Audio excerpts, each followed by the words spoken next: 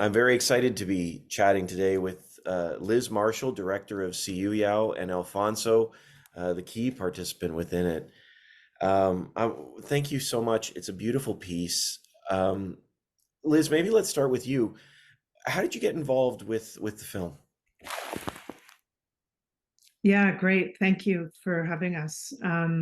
So I was born and raised and lived my life in Toronto. And 3 years ago, I moved here to the Sunshine Coast in British Columbia, which is the unceded territory of the Squamish and shíshálh peoples. And it was like coming home because I spent childhood summers here.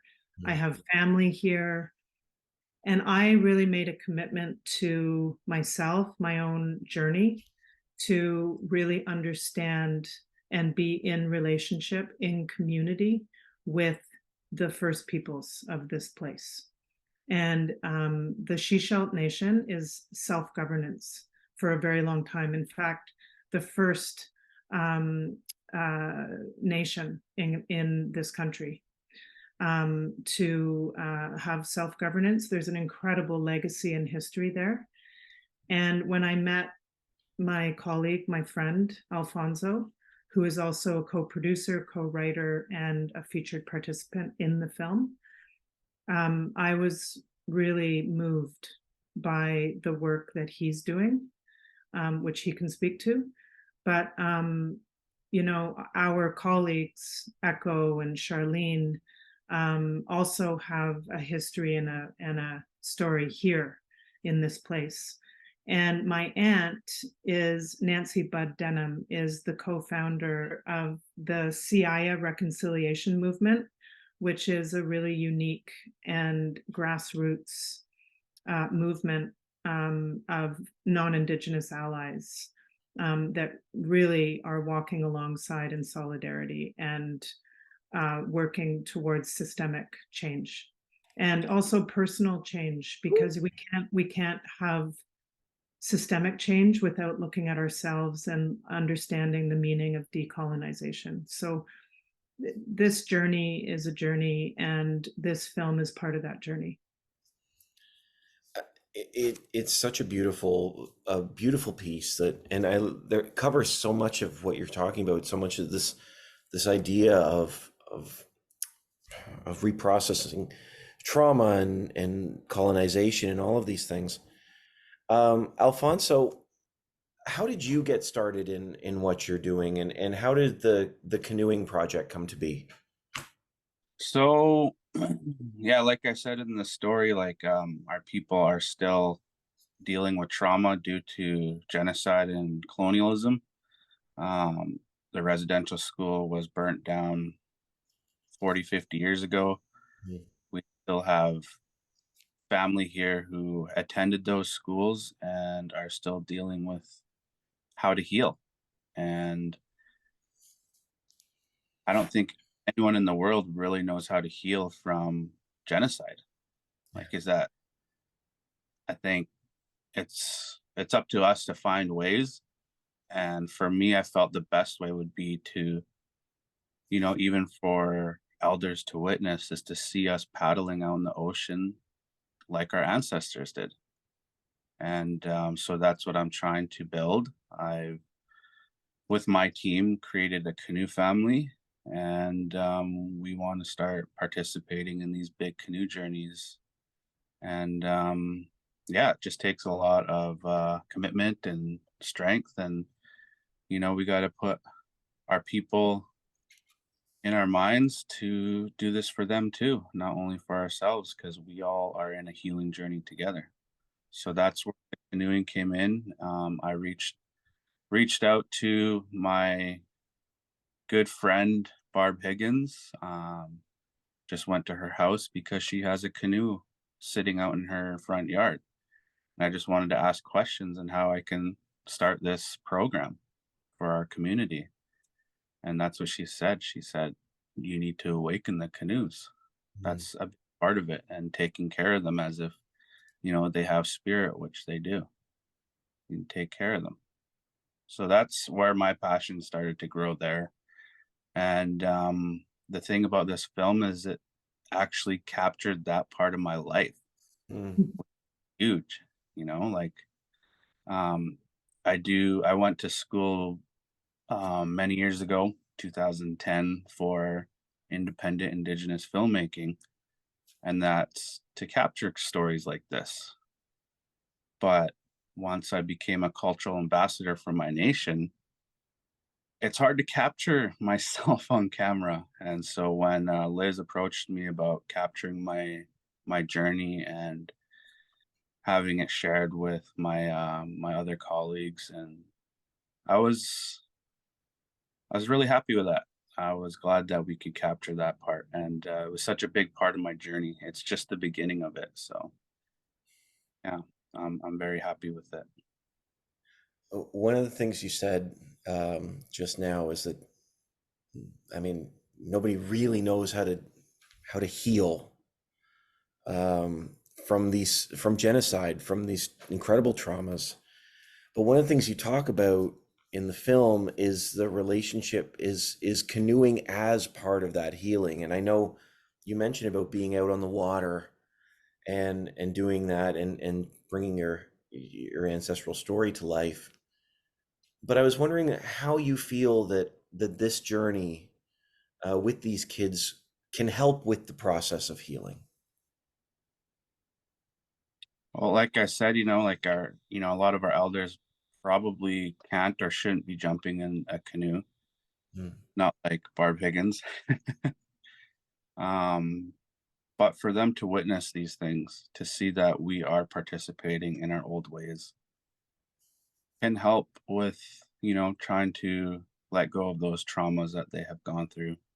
mm, And I feel like that could be a big part of the healing, as intergenerational trauma gets passed down through this modern life of feeling, not accepted or feeling different or even dealing with um, abuse. yeah. These things can take you away from that and be a part of that healing. You could feel like you have purpose and feel like you have identity because this is part of who we are. And that's what I'm trying to do to help with my people. Mm. I love that. I love that. That's so powerful. One of the lines that comes forward in the film, forgive me, I can't remember. It was a young woman that said it, but I can't remember what her name was. It says, "Sometimes you don't fully understand the void until it starts to get filled in." I was wondering for you both, what does that mean to you? What does that line hold power for you both, and if so, how?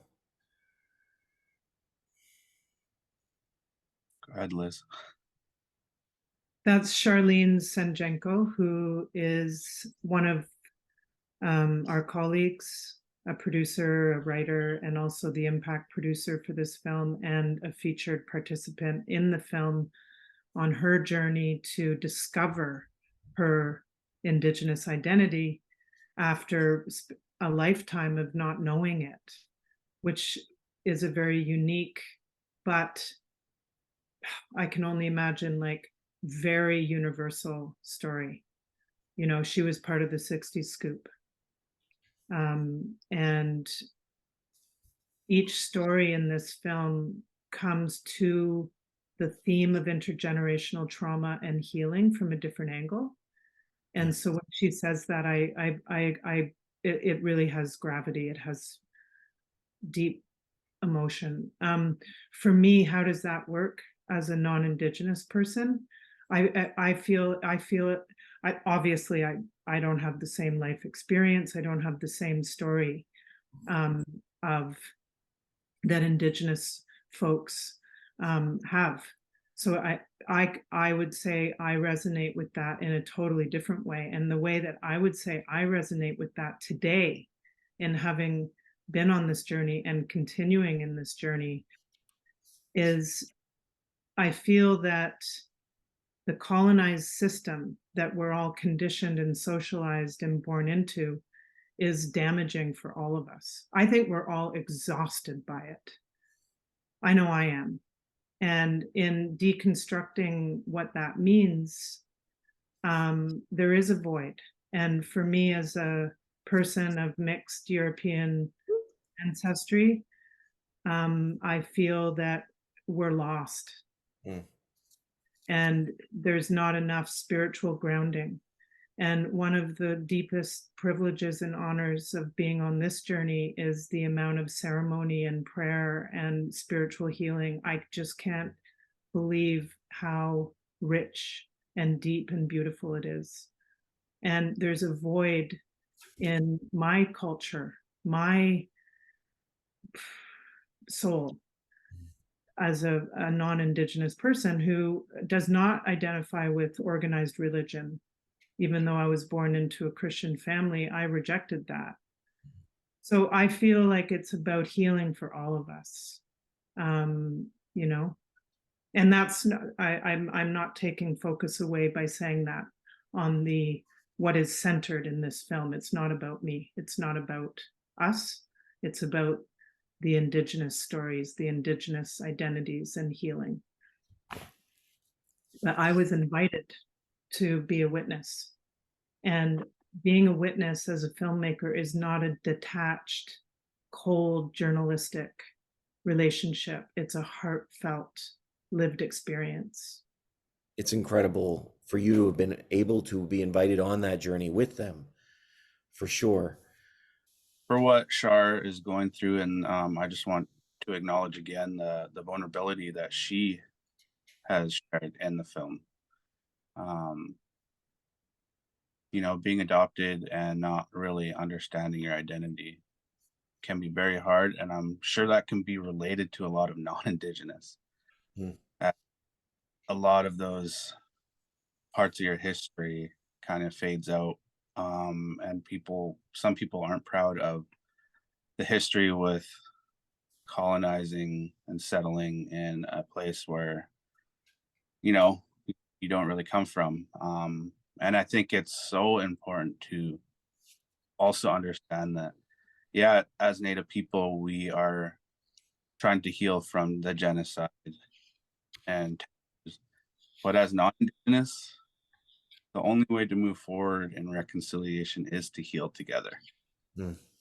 You know, it's whether you like it or not, even if you're happy, there's still that really dark part of the history, you know? And if you're trying to create a new identity, it's also very important to acknowledge that there are people that are healing, Mm. and best to be a part of that healing than just kind of like be like, I'm fine. I don't really care for you guys. It's important to be a part of the healing together so we can move forward respectfully. Speaking of this journey together, or this journey forward, one of the things that comes forth within the film is the idea that pride is coming back. I think that's really exciting to hear that about Indigenous populations. But I wanted to hear from maybe Alfonso. Maybe you can speak to that. What does it look like for pride to be coming back for the Indigenous population? Yeah, it wasn't too long ago where culture started to come back and was okay to participate again, because in residential school we weren't allowed to, our people weren't allowed to participate in culture at all. It was forbidden. You know, they would get punished for it. And so that's where my grandpa impacted my life hugely by giving me that responsibility of giving me a drum and being a song carrier. That means it's my responsibility to keep our culture alive. I didn't know it at the time. And in my generation, we didn't have classes or drum circles, gathering, things like that, not like we do now. Mm. So what I do as a cultural leader, I do weekly drum circles with kids from 5 to 12 years old.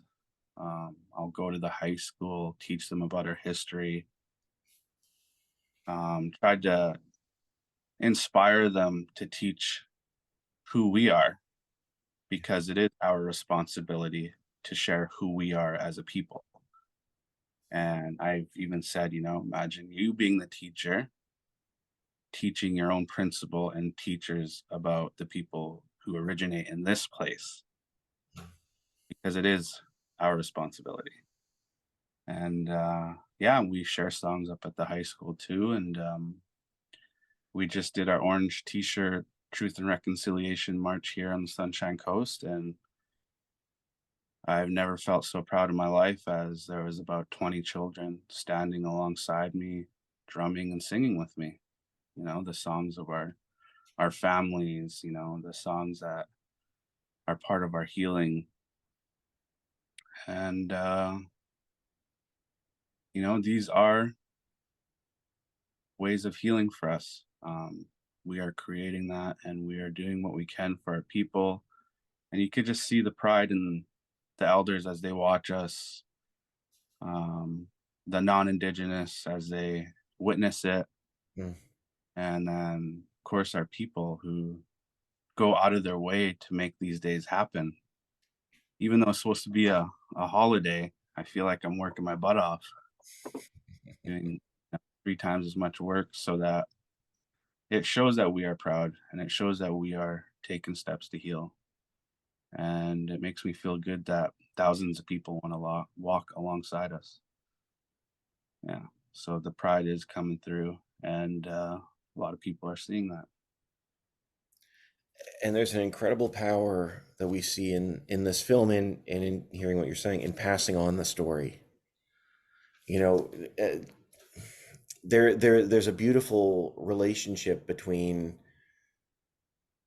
the trauma of history and also passing on culture and identity, and empowering the next generation to live forward in this film, that I think comes across so well. I'm just wondering, as we start to wrap up here, I'm just wondering for you both, what do you hope people take away from the film?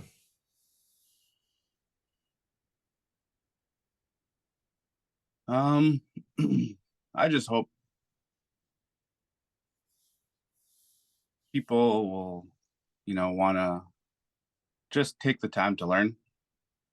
These are only what, 3 to 7 stories, journeys, and there are many journeys of different indigenous elders and people that are there.